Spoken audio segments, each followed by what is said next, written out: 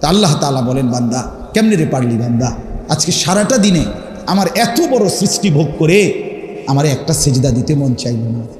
এই জন্য যুবক ভাই বলো না, এই রাত গভীরে, রাত হয়ে গেছে, দেরি করতে চাচ্ছি না আসলে, মেহেরবানি করে বন্ধু, নওজোয়ান ছেলে তোমরা বলো ভাই যে ইনশাআল্লাহ আগামীকাল এই আজকের ভোর থেকে ফজরের নামাজ পড়বা ইনশাআল্লাহ। না না, হিম্মত করে কও, বুঝ করে কও, তালে আতুড়াইও না, হিম্মত করে উঠাও, হিম্মত করে মহব্বতের সাথে উঠাও যুবক, নওজোয়ান, তুমি পারবা ইনশাআল্লাহ, তুমি পারবা, তুমি পারবা। তুমি জাগলে ইসলাম জাগবে ইনশাআল্লাহ।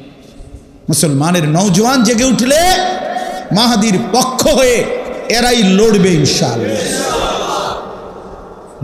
কোনো সন্দেহ নেই।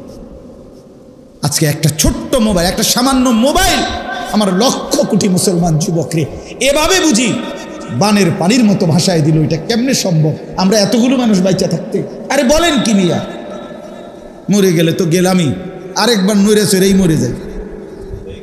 আমি এখনো আমার ছোট ভাইরে গাড়ি এই তারে আস্তে আস্তে ওখানে আমি বললাম, হুন বেড়া, আমি এটা বুঝিয়া লইছি, মরে যাবো, আমিও জানি তুইও জানোস, দৌড়াদৌড়ি করে দফাদফি করে মরে যাই, খালাস, হুলস্থুল করে মরে যাইবে না, আল্লাহর কথা বলতে বলতে চলে যাই, খালাস, ফেরেশতাইডি পরে মিলাই লইল কি হয়েছে না হয়েছে, আমি বলতে থাকি। कभी इधर कभी उधर, कभी जमी पर कभी आरश पर, कभी दर बदर मुझे कोई घर नहीं। কখনো এদিকে কখনো সেদিকে, কখনো নিচে কখনো উপরে, কখনো দুয়ারে দুয়ারে আল্লাহর কথা বলতে থাকা। মুঝে কোই ঘর নেই, দায়ীর কোনো ঘর হয় না, আল্লাহর পথে যে ডাকে তার বাস্তবিকে ঘর হয়। আল্লাহ আমাদেরকে তৌফিক দান করেন।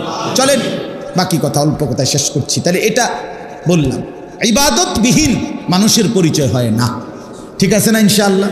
অতএব নামাজ পড়া চাই, আল্লাহকে ডাকা চাই, হালাল হারাম বাইসা চলা এটা দরকার। বাপ আপনাদেরকেও বলি, যারা বাবা, যারা অভিভাবক, আপনি আপনার জীবনের সার্থকতা এই বন্ধুর কথা মনে রাখেন।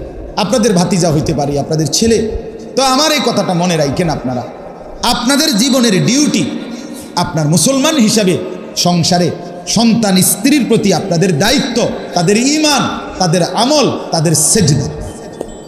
আল্লাহ কোরআনে বলছেন, ওয়ামুর আহলাকা বিসসালাহ, তুমি তোমার পরিবারের সদস্যদেরকে নামাজের আদেশ করো, ওয়াসতাবির আলাইহা, নিজেও নামাজের উপরে মজবুত থাকো।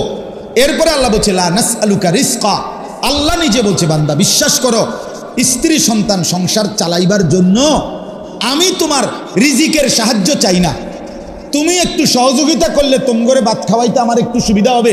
আল্লাহ বলে, বিশ্বাস করো বান্দা, এই সাহায্য আমার লাগবে না, তুমি হোতার থাকো, আমি ভাত তরকারি পৌঁছামু, তুমি টেনশন করো না, রিজিকের দায়িত্বটা আমার হাতে দাও, সেজদার দায়িত্বটা, নামাজের দায়িত্বটা তুমি নাও। লা নাসআলুকা রিজকা, আমি রিজিকের সাহায্য চাই না।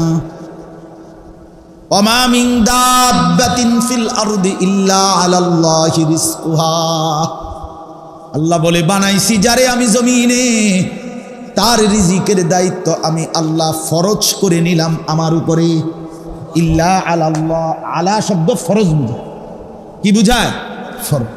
ওয়ালিল্লাহি আলান নাসি হিজ্জুল বাইত, এই যে আলা, এই শব্দের কারণে অর্থ হইছে যে আল্লাহর সন্তুষ্টির জন্য হজ ফরজ করা হলো। কুতিবা আলাইকুমুস সিয়াম, এই যে আলা ফরজ করা হলো, এই জন্য আল্লাহ বলেন, রিজিক দেব বান্দা, এটা নফল হিসাবে না, আমি আমার উপরে আবশ্যক করে নিলাম। ডাকলেও দেব, না ডাকলেও দেব, মানলেও দেব, না মানলেও দেব। আল্লাহ বলে, রিজিক কিন্তু আমি ফেরাউনকেও দিয়েছি, মূসাকেও দিয়েছি। কি বলেন? রিজিক আমি আল্লাহ নমরুদকেও দিয়েছি, ইব্রাহিমকেও দিয়েছি। কিত্তা হুদা বাতের লাগে এরম কাবজাব কেন? তুমি দুনিয়ার জন্য এরম কাবজাব করো। আল্লাহ বলে, তোর পরিচয় মুসলমান, তোরে খাওয়াবো না বেটা, আমি তো নাফরমান বেঈমানকেও খাওয়াই। যে আমারে কোনোদিন ডাকে না, যে আমারে একটা সেজদা দেয় নাই, আমি তো দুনিয়া তাকেও দিচ্ছি, তোকে দেব না কেন?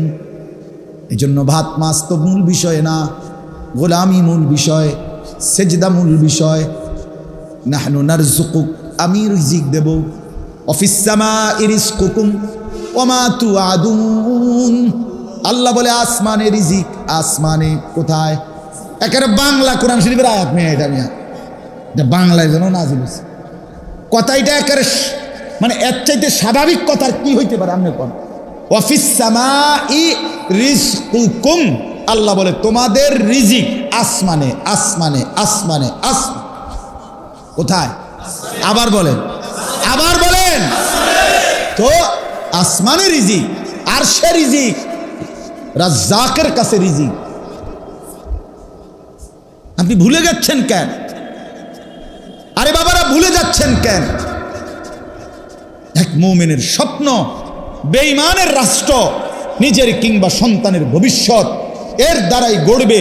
কোনো বেঈমানের রাষ্ট্রে সে অবস্থান করতে পারবে, এটা যদি কোনো মুসলমানের স্বপ্ন হইতে পারে না, এটা সফলতার চিহ্ন হইতে পারে না। আচ্ছা, লক্ষ কোটি মুসলমান জীবনের সফলতা ভাবছে আমার সন্তান ইউরোপ থাকে, ইউরোপ থাকতে পারবে, আমার সন্তান ইউরোপের ভিসা মিলবে, ইউরোপের সিটিজেন পাবে, ইউরোপের গ্রিন কার্ড পাবে, খালাস আমার দুনিয়া সফল। না, সফল না, সফল না। আস্তাগফিরুল্লাহ। চুক্তিভিত্তিক 2 বছরের কন্ট্রাক্টে বেডি বিয়া করে কার্ডের জন্য। আমরা বুঝি না, আমরা চিড়া খাই, বন দিয়া চা দিয়ে ভিজে খাই, আমরা ভাত খাই না, আমরা জানি না। কি আশ্চর্য! টাকার জন্য ইউরোপের একটা মানে গ্রিন কার্ডের জন্য ওইখানকার নারী নির্ধারিত চুক্তিভিত্তিক বিয়ে করে কার্ড পাওয়া পর্যন্ত, এরপরে ভাষাত লাগতি। আস্তাগফিরুল্লাহ, আস্তাগফিরুল্লাহ। আল্লাহ আমাদেরকে বুঝ দান করেন, আল্লাহ আমাদেরকে মাফ করে দেন। এজন্য ভাই ইনশাআল্লাহ আজকের এই ইসলাহি মজলিসে আমাদের মূল স্লোগান, আমরা আল্লাহর বন্দেগী করি। বলেন ইনশাআল্লাহ। এটাই সফলতা। ছেলে বিদেশ, মাইয়া বিয়া দিচ্ছেন, বাইক বিল্ডিং করছেন, এগুলা সফলতা, এগুলা মুসলমানের পরিচয় না। আল্লাহ কোরআনে বলছেন, আল্লাযীনা হুম ফি সালাতিহিম খাশিউন, খুশুয়ের সাথে নামাজ পড়ে, ওয়াল্লাযীনা হুম আনিল লাগবি মুরিদুন, অনর্থক কাজ থেকে নিজেকে বাঁচিয়ে রাখে, ওয়াল্লাযীনা হুম লিয-যাকাতি ফাইলুন, ঠিকমতো যাকাত আদায় করে, লজ্জাস্থানের হেফাজত করে, আমানত রক্ষা করে, ওয়াদা ঠিক রাখে, নামাজ যথাসময়ে আদায় করে, উলাইকা হুমুল ওয়ারিসুন আল্লাযীনা ইয়ারিসুনাল ফিরদাউস, আল্লাহ বলে এই মানুষগুলোই হবে জান্নাতুল ফিরদাউসের উত্তরাধিকারী। অতএব এরা সফল। কাদ আফলাহাল মুমিনুন, মুমিন সফল এই মুমিন। উলাইকা হুমুল মুমিনুনা হাক্কা, আল্লাহ বলে ইমানদার, নামাজি, দিনদার এরাই হচ্ছে প্রকৃত অর্থে মুমিন। আল্লাহ আমাদেরকে বুঝ দান করেন। এজন্য আমরা ইনশাআল্লাহ 5 ওয়াক্ত নামাজের ওয়াদা করলাম তো ইনশাআল্লাহ। যুবক ভাই, অসৎ চরিত্র থেকে বাঁচো। এক নারী তোমার দরকার, তো তুমি বিবাহ করবা, নারীর সংস্পর্শ দরকার, তো রব সেটা জানে। তোমার ভিতরের যে চাহিদা, কামনা, শাহওয়াত, এটা তো আল্লাহ দিয়েছেন। আল্লাহ নিজে বলছেন, আমি সেটা পূরণ করার জন্য আমি তোমার শরীরের অংশ থেকে তোমার স্ত্রী বানায় রাখছি।